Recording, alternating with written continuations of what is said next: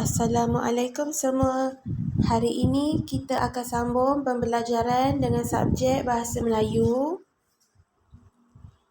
Hari ini kita akan menggunakan buku Adikku Pandai Menulis.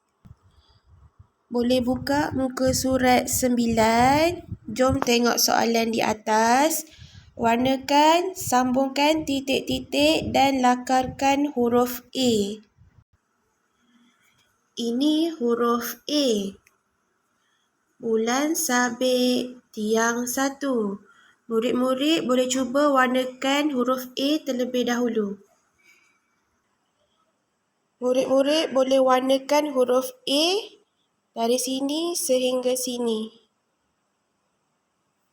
Okey, bila dah siap, murid-murid boleh ambil pensel dan cuba lakarkan huruf A di bawah ini. Bulan sabit, tiang 1. Bulan sabit, tiang 1. Bulan sabit, tiang 1. Selesaikan sehingga huruf A yang terakhir. Sehingga sini. Kemudian, sambungkan huruf A di sini pula. Bulan sabit, tiang 1. Bulan sabit, tiang 1. Bulan sabit, tiang 1.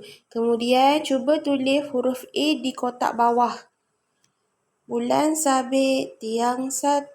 Bulan sabit, tiang 1. Bulan sabit, tiang 1. Penuhkan semua kotak kosong di bawah ini.